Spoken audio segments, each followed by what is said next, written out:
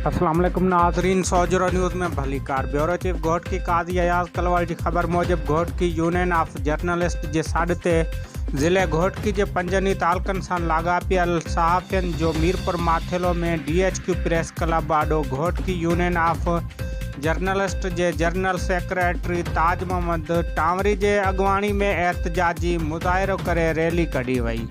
उन मौके ते अॻवाननि ताज टांवरी, गुलाम हुसैन सूमरो, हाकिम खान अबड़ो, मुमताज़ आराई, अली गौहर गबोल, साकिब गडाणी, तारिक गबोल, नवीद चुगताई, यासिर नूर, मलिक, लतीफ़ लिगारी ऐं ॿियनि मीडिया सां ॻाल्हाईंदे चयो त सखर इंतज़ामिया ऐं DIG सखर शहीद जान मोहम्मद महर जे मुख्य कातिलनि खे गिरफ़्तार करण में मुकमल तौर ते नाकाम वई आहे। शहीद जे क़त्ल वाक़े के 4 महीना गुज़रण बावजूद मुख्य कातिल गिरफ़्तार न थी सघिया आहिनि, जेका सखर जे DIG SSP जी नाकामी जो चिटो सबूत आहे।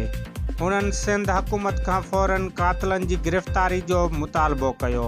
होॾां एहतजाज में सहाफ़ियुनि गाज़ी वसीर, ज़ीशान आराई, हिम्मत बोज़दार, इज़हार कादी, तुफ़ैल रिंद, सरदार अबड़ो, अब्दुल मजीद शर, माशूक छिजण, अली हसन चडड़, अब्दुल मजीद अबड़ो, मक़सूद महर, बाबर महर ऐं ॿियनि सहाफ़ियुनि शिरकत कई।